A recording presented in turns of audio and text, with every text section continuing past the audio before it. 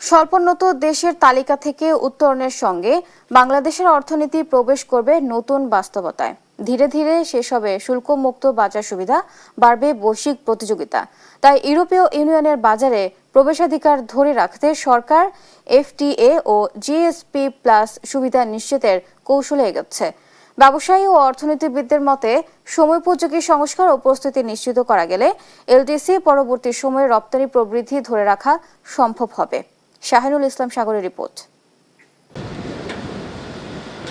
বাংলাদেশের মোট রপ্তানির প্রায় অর্ধেকই যায় ইউরোপীয় ইউনিয়নের বাজারে। এলডিসির সুবিধার আওতায় এভরিথিং বাট আর্মস কর্মসূচির মাধ্যমে এতদিন শুল্ক ও কোটামুক্ত প্রবেশাধিকার মিললেও 2029 সালের পর সেই সুবিধা শেষ হওয়ার সম্ভাবনা রয়েছে।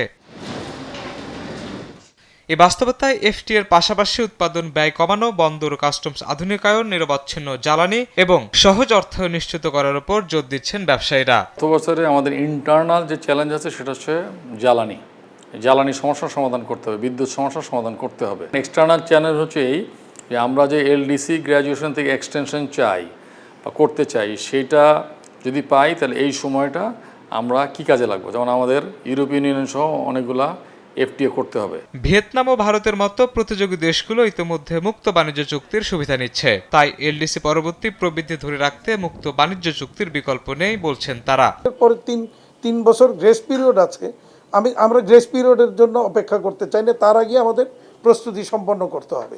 তার মধ্যে অন্যতম একটা প্রস্তুতি হওয়া উচিত যে এফটিএ করা, ফ্রি ট্রেড এগ্রিমেন্টগুলি করা বিভিন্ন দেশের সাথে, বা ইউরোপিয়ান ইউনিয়ন বলি বা আদার্স যে কান্ট্রিগুলি আছে তাদের সাথে ফ্রি ট্রেড এগ্রিমেন্ট করা। অর্থনীতিবিদদের মতে এলডিসির সঠিক উত্তরণ প্রতিযোগিতার সক্ষমতা বাড়ানোর সুযোগ হতে পারে। এলডিসি উত্তরণে যেতে অতিরিক্ত যে সময় পাওয়া গেছে তার যথাযথ ব্যবহার নিশ্চিতেরও তাগিদ তাদের। কিন্তু সামনের দিনেও চাপ আছে, আর তার সাথে পৃথিবী জুড়ে রেগুলেটরি কমপ্লায়েন্স বাড়ছে। Renewable energy, energy efficiency, recycle materials plus human rights আপনার সাপ্লাই চেইনে, এগুলোর জন্য যদি আমরা তৈরি হতে না পারি তাহলে এলডিসি গ্র্যাজুয়েশন এই বছর হোক আর 3 বছরের পরে হোক কিছু আসে যায় না। আমরা কিন্তু অ্যাক্সেস ডিফিকাল্ট হয়ে যাবে, আমাদের সাপ্লাই ডিফিকাল্ট হয়ে যাবে।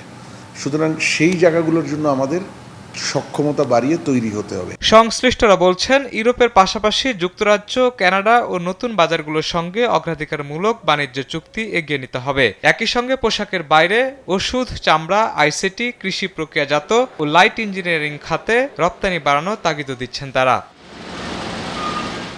শাহিনুল ইসলাম সাগর, দেশ টিভি, ঢাকা।